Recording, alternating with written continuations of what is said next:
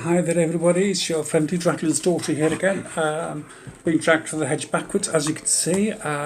Apologies about, let me put some light on this, no, it's plugged in. Sorry about the delay of not putting videos in before now, but I'm on my tablet because my phone for some reason won't pick up sound. So I've got to work on that and see what's going on. Thank you, Simba. So I have to go through all that and work. So at the moment I'm on the tablet and see what happens. Hope you're all okay. Hope you're all keeping safe. I'm here to disturb your YouTube viewing as per. Look at the bloody state of that. This video, as you can see, I'm in a different part of the room now. I'm on the other side. Thank you, Simba. Go lie down. Go lie down. Go on, thank you. I'm on the other side, opposite diagonal from where I used to be. I've moved everything around. I've built myself a little sewing corner, a little cutting table and everything, and got my sewing machine and everything. And I did a couple of things the other day, yesterday actually. It's called a tailor's ham. It's in the shape of a ham. So you can, when you're making clothes and there's a curve, like a,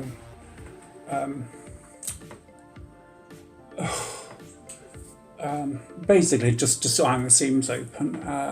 And one sausage is called a tailor's sausage, and that's for sleeves. You've got to iron the sleeves open, the seams open, the sleeves and whatever to carry on sewing. So I've never hand sewn before. I've always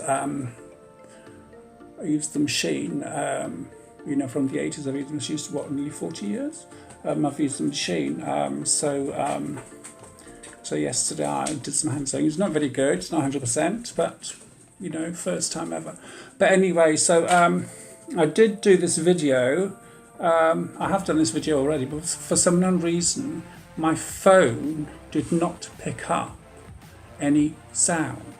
So I did 3 videos and no sound whatsoever. So I really don't know what's going on there. So I'll have to have a look onto my phone and see what's going on. All the other videos I've made before are making a good sound. So Simba's out there in the garden. I can watch him now. He was chasing a wasp the other day, which I finally saved because if you've got a wasp sting in his mouth or whatever, he would have cried the place down. Bless him, his mother's baby. Mummy's little boy.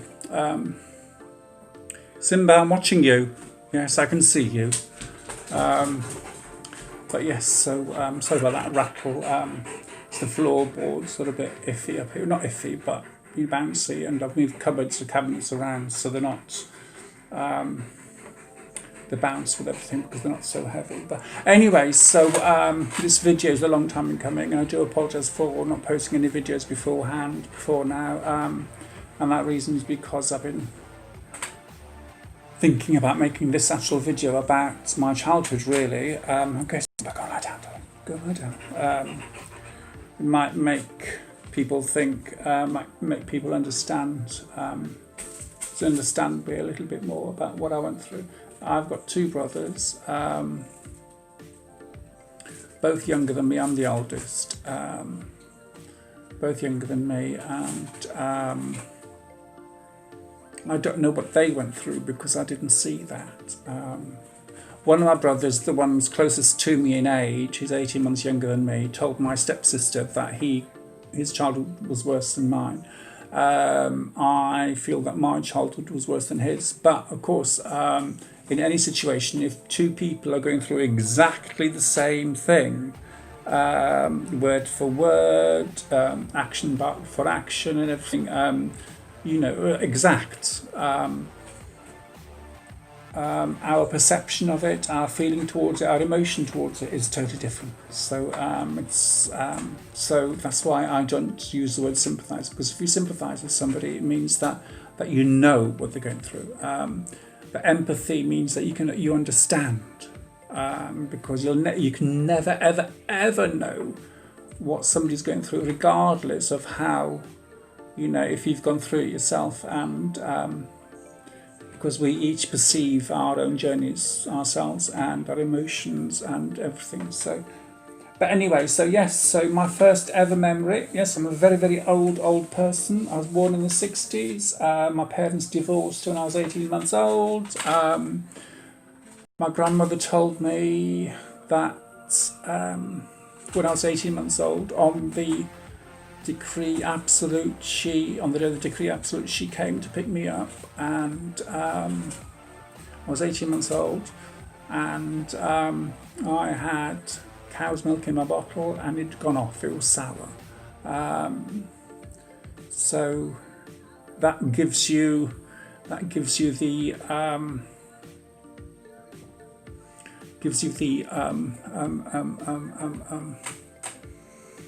gist of what my mother was really like.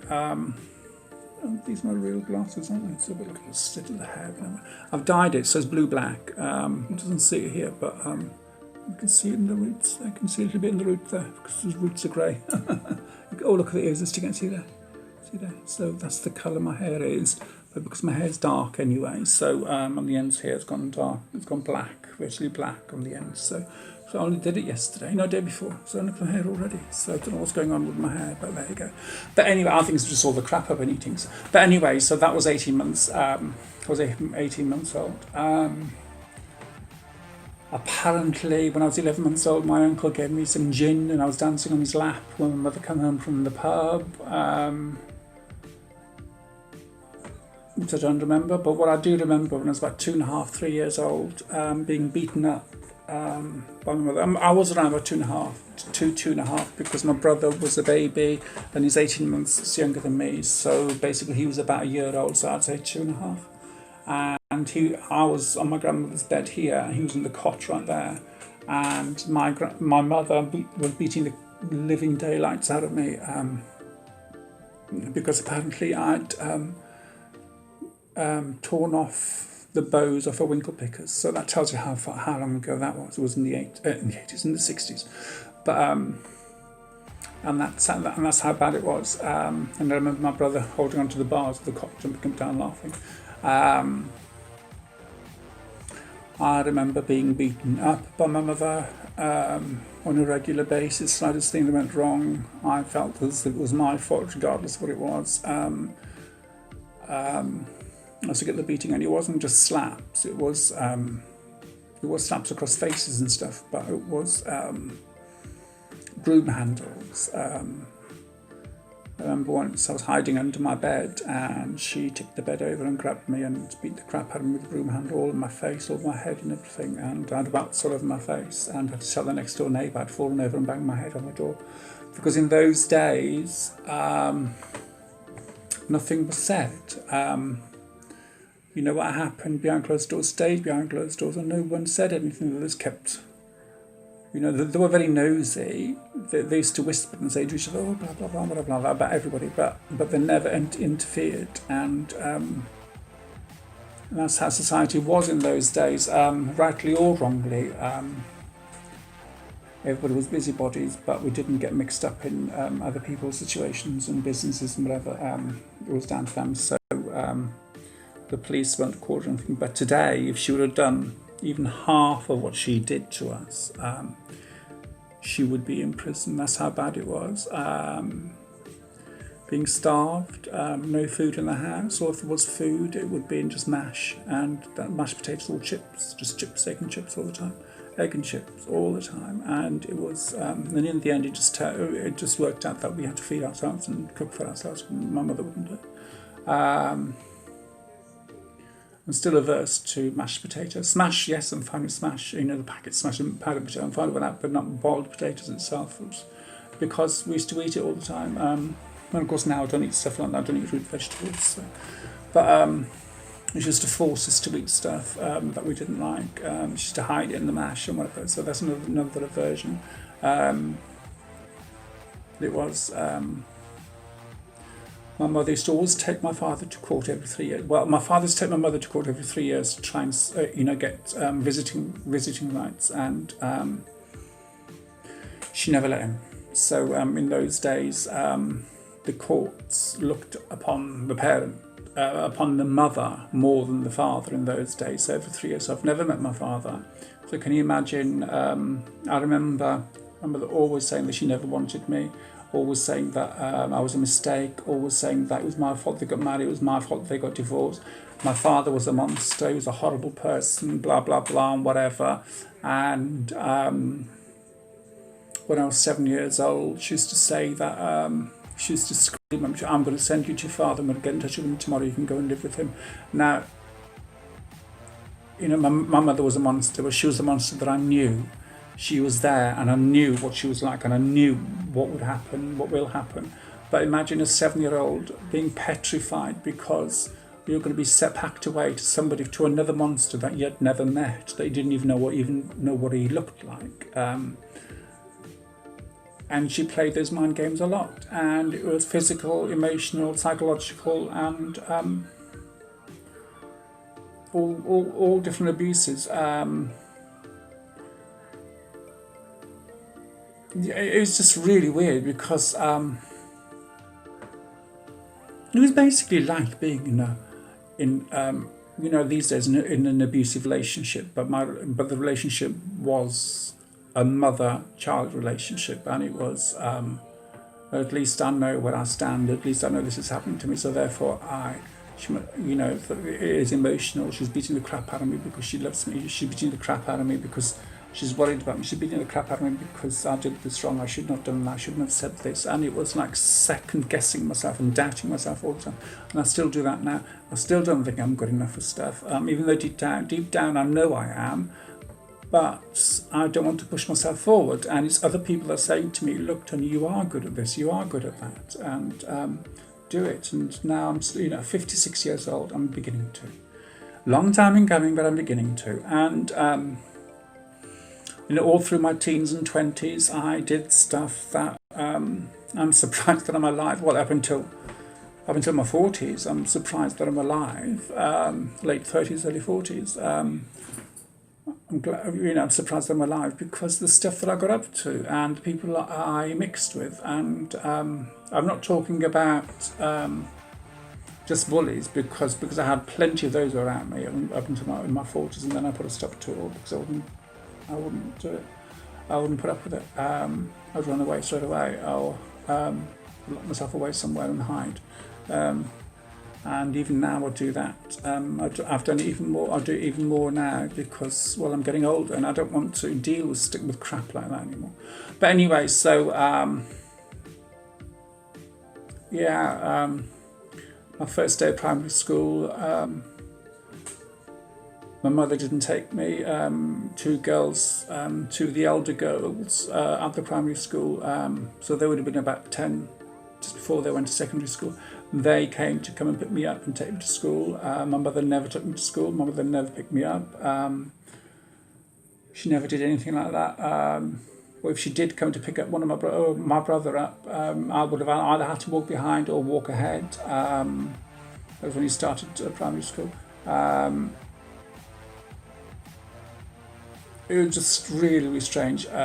Looking back, a really strange childhood, but it was the norm for me, and things I used to get up to, and it was like stupid things. You just think, nowadays you'd think, oh, there's something wrong with that child, and it sounds pathetic, and it really does sound stupid, but I made this character in school, and all it was a lace, a lace tying up shoes. And I tied it in so many knots, for some reason, tied it in so many knots that it looked like a person. As I hid that in my desk, and I remember one of the boys tried to steal it from me, and I screamed the place down.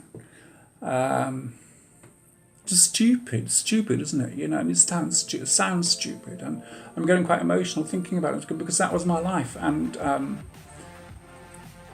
so I didn't know any better, and. Of course, I was bullied. Number one, because I'm a ginger minge. That was number one. And number two, because the way I was. Because I was very, people say effeminate, but I was very feminine more than effeminate. Being effeminate is going, but I was more feminine. I was more, more girly. I think want of the better word. And I was bullied for that, even in secondary school. And one of the bullies, and this is the thing that got me trying to get into psychology was because one of the bullies, I went to coaching college, and one of the bullies, I was going to see about a room because I go to college, and one of the bullies was in the same college as me, and he was in this room, and he said, "Oh, we'll share this room, won't we, Tony?" And he was being over friendly, and I thought to myself, he's gay, so but I didn't bother staying there because it scared me, because he was the bully and I thought he was going to bully me. So but hey ho, I hope he's happy. I wish him all the best, and I remember him to this day. And he had really weird hair. He used to brush his hair. It was like his crown, sort of like the crown bit back here. He used to sweep his hair from there and used to come round like that. That's how he used to always brush his hair like that around and back. And bullied at school, bullied at home, and of course I used to scream and shout at the neighbours if they popped their head out, going, "Oh, what was all the noise about it? Just tell them to F off," and everything. I was so angry because of my mother, and I think that's where I lose my rags so quickly, because of that. Because I'm not much of a fighter. I scream a lot. I shout a lot. I used to, but now is if I don't shout and I'm angry with you, then it's time to look out, because that's when I really mean it. If I'm screaming and shouting at you, that's okay, you're fine. I'll say my piece and forget about it, and then back to normal, back to the way it was. But if I'm just talking like this now to you, and I'm angry with something that you've done, then it's, no more chances. And the amount of people I've given so many chances about, and I've lost so much stuff. Because they said they were my friends, and because basically they're bullies and they took things from me, and and now I've got lovely stuff, but I can't hide it, and still go, "Oh yeah, that's nice," but I go, "Yeah, I love my things," and maybe that's why I've got so much stuff, and I keep a lot of stuff which is unbelievable. It's just stuff I keep is unbelievable. But anyway, so that woman that gave birth to me does not deserve the name mother. I don't know what she was like with my stepsister. Her father been with my mother for I don't know, about 38 years, and she was she lived with her auntie in Cornwall, and she came to see her, moved close to my mother and everything. So I don't know, but my mother hated her, and I think it's because my mother was jealous of her. My mother used to beat the crap out of me up until I was 14, till I turned around and kicked her. That's when it all stopped, and I'm not proud of that. But I'm glad I did it, because she would have carried on doing it. So I kicked her, and she stopped, and I think that's what she needed to stop. But then it was emotional, psychological abuse, and even more. And so I'd end up losing my rag and smashing stuff in the kitchen. And I'd be in there for about half an hour smashing everything up in the kitchen.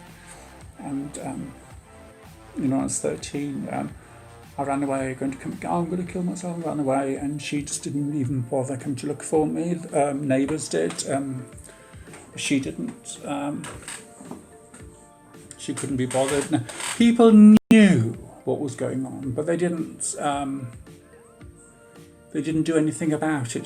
They didn't go to the authorities. They didn't phone the police or the social services or anything like that, because in those days they didn't. But what they did do, they try and give me as good a moment as they could in that precise moment, if you know what I mean. Like, for instance, my great auntie, bless her, every time I'd go and see her, she'd, I'd help, I'd watch her making lemon curd and things like that, and so I'd help her out in the farm. She had a tiny little farm and a pub and everything, and just to help her out in the farm, I used to love it. And then she used to give me a glass of cider or a glass of Guinness, anything like that. I was a skinny kid, and and I loved it because she treated me like a person. My grandmother did the same, treated me like a person. you know, it's, my granddad did. My granddad just sat there quite aggressive. You know, everybody else in the family treated me like a person, apart from my mother. My mother treated me like this thing that she wasn't, you know, that she didn't never wanted, and I used to dream that my grandmother was really my mother, and because she was ill and not well, that my mother had taken me on, as it were. And that was my little fantasy, was that the fact that my mother was really my sister and my grandmother was really my mother. And sometimes I wish it was, because she was more of a mother to me than my own mother was, my grandmother was. And she'd had 8 children. You know, and she was more of a mother to me than my mother was. One of my aunties was more of a mother to me than my own mother was. You know, and her husband was like a father to me. And he died when I was 16, 17, 18. And then, you know, it's just a lot to talk about. And I've already done this video once already, and it was over an hour long. And that's just exhausted me. And I don't know why it's not working on here. I have to go through everything to check and see why it's not, why the microphone's not working. It's just really weird, because I used to always use my phone, but it looks like I might not be able to use my phone anymore to do any videos, which is a shame. There's no sound whatsoever, which is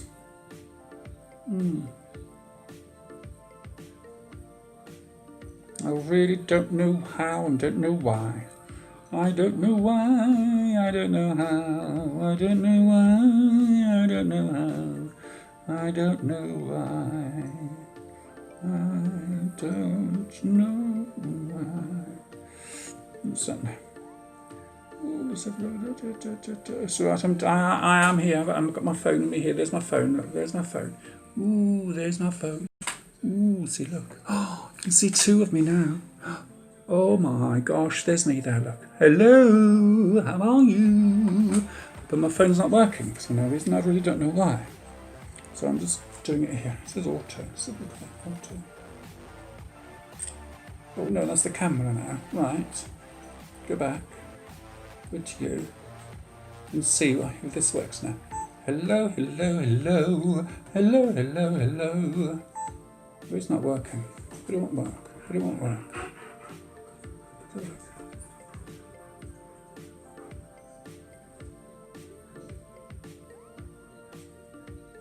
No.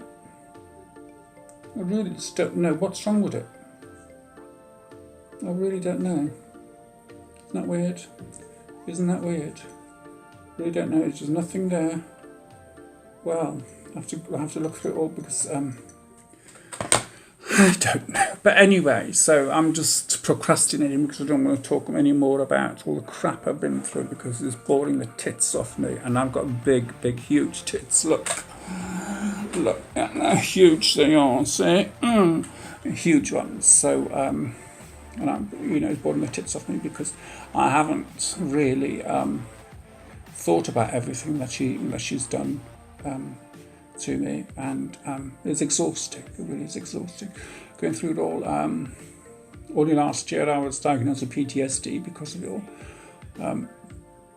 because of my childhood. So I've lived with it all my life, really, up until last year. I'm on medication for it, but hey, I have to forgive her, don't I? So, in order to move on. So, and but I'll never forget what she's done, because what she did was wrong, totally wrong. And if she would have done it today, she would be locked up. She'd be in prison, and I would be in a care home, or taken on by a member of the family, or whatever.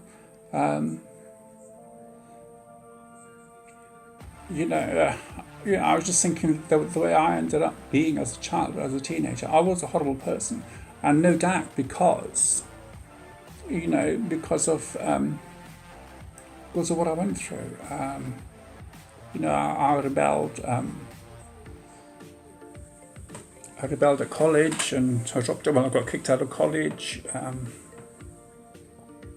because I was bullied and stuff and whatnot. So, even now, I get really, you know, like when I've got money, I buy this, I buy that, I buy everything, and end up with no money because I didn't have anything when I was a kid. So now still try and compensate now. 56 years later, I'm 56 years old this year, and 56 this year, and I'm still compensating for a lack of stuff at home. And yes, so it was just horrendous, and I really want to talk about it anymore at the moment. So, but I will make another video about it. So I will speak to you soon.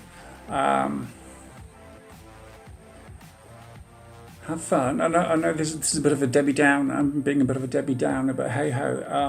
I did say I was going to do this video, and there is a lot to do, a lot to talk about. So I will write it down actually, and go through it that way, because then I can keep up with what I'm talking about and whatnot. And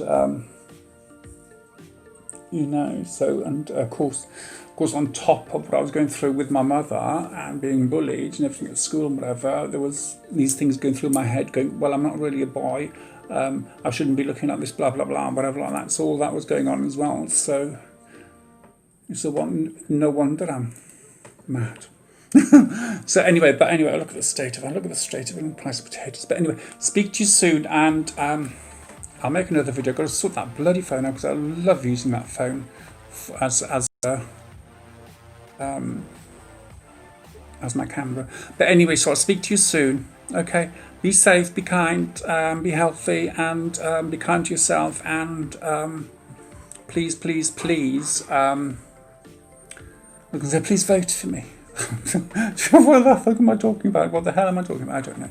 But please be kind to each other, kind to yourselves, and please subscribe. And if you think anybody would enjoy watching me and have a, you know, just share. Yes. Okay, then speak to you later. Bye bye.